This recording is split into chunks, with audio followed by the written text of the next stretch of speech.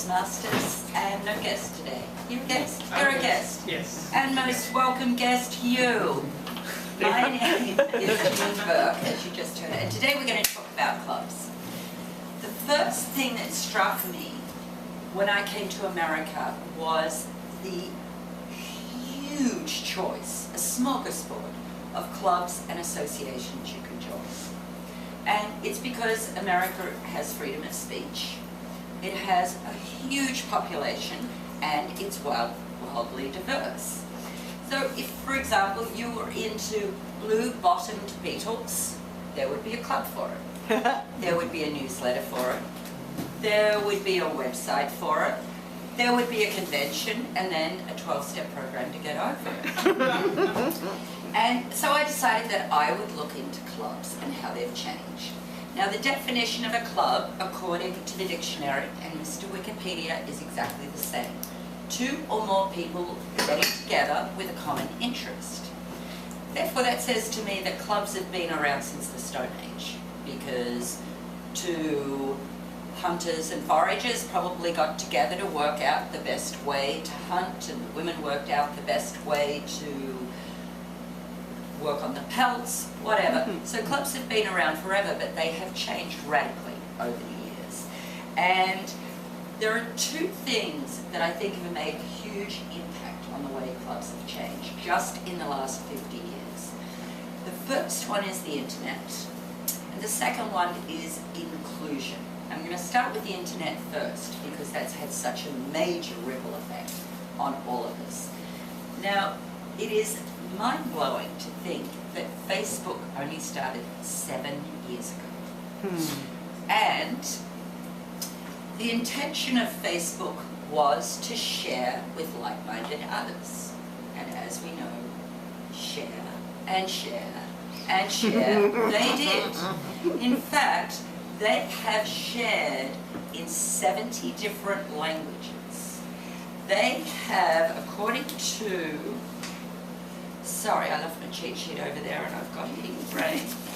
In 2004 he started it, but by 2013 there were 1.11 billion hits per month, according to C-SPAN. 1.11 billion hits per month. Now since then, there's been a huge trickle-down effect with the iPhone and all other kinds of social networking. And of course now it's easy to correspond with your clubs. The thing that interests me most about clubs is inclusion and how that's changed clubs. Now it wasn't very long ago in history that people made up the rules and they decided who could join the club, who could be a member of the club, or even a job. So it wasn't unusual to see no Irish, no Jews, no blacks, no women, and anyone else that this particular club happened to think was inferior. Now, in 1917, women were allowed to vote in this country. Now that's a long time ago. But would you be surprised to know that it wasn't until 1974 that Toastmasters International allowed women to join? I know, right? 1974. Now before then, of course, women joined under pseudonyms. So I would be J.L. Burke, or you might be Pat Smith, or some kind of connotation, but they were not recognized members of Toastmasters. Now, interestingly enough, Toastmasters was going through a very bad time then, and they were about to slip into oblivion. But the very smart directors sat around and had pondered for years and years whether they should let women in. And of course, their greatest fear was that women would stand up and talk about how to cook a sumptuous stew and birthing babies and, you know, the things that we talk about all the time. But finally they relented because they knew they had to, only because they were just losing the war. And they decided that they would rather be happy than right, and they let women in. Interestingly enough, the membership now reflects that that was the great choice, because there are more women than men in Toastmasters. Now to date, I just called Toastmasters on Friday to make sure that this was the latest and greatest updated information. We have 292,000 members.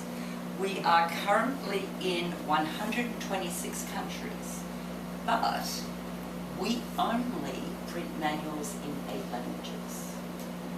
8 languages, Toastmasters. Facebook, 70. Little takeaway.